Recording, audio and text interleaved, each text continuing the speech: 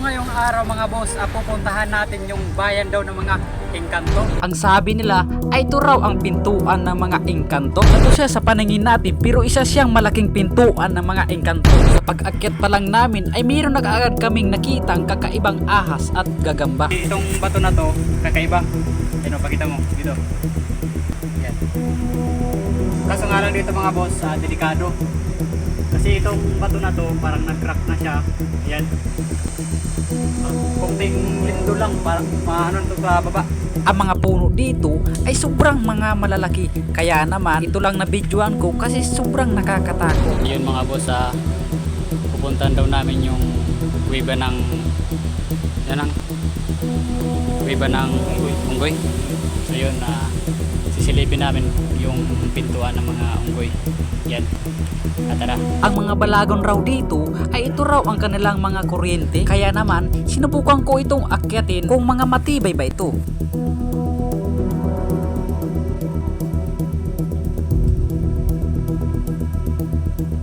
Ayun mga boss, sinubukan ko lang akyatin yung balagon yung tawag sa amin. Sinubukan ko lang akyatin kung matibay ba talaga.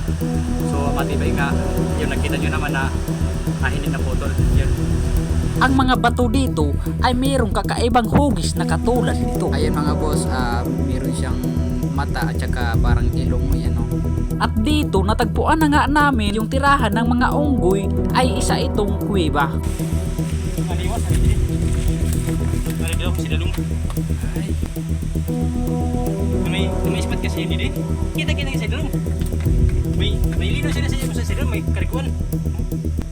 May lino sila sa Dalong, lino. Tutubig sa saubos, dito na gali.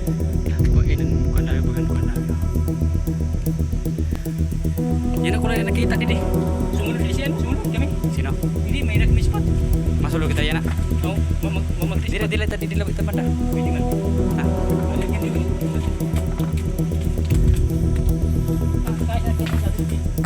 Hindi ito ang pakay ko pero alam ng kasama ko kaya pinasok na lang namin. Ang pakay ko talaga dito ay ito ang bayan ng mga engkanto.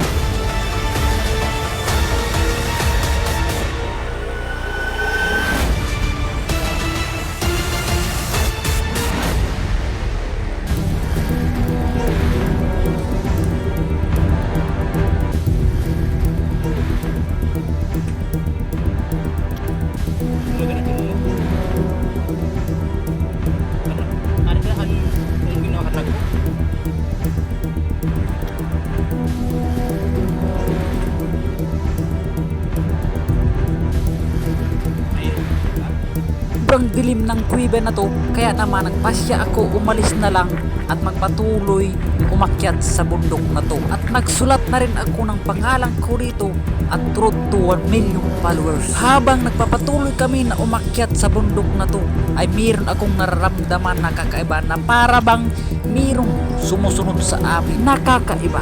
Ayun, nandito na kami sa pinakataas. Pero hindi pa talaga ito yung pinakamataas.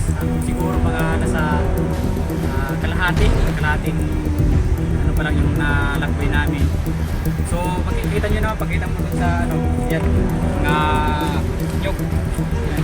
So ayan, nakita nyo naman na dito na kami sa pinakataas pero hindi pa talaga pinakamataas kasi pupunta pa kami doon, pagkita mo doon.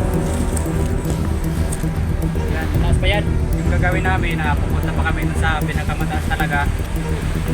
Yan. So ayun mga dol, ingat tayo sa ating paglalakbay.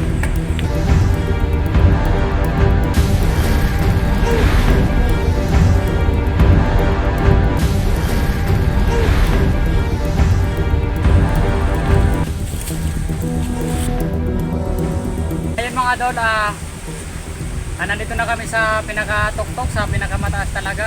Maraming salamat dahil wala namang nangyari sa aming masama. Nakakit naman kami ng ligtas kahit mahirap yung pag-akit namin sa mga bato. Yan, maraming salamat.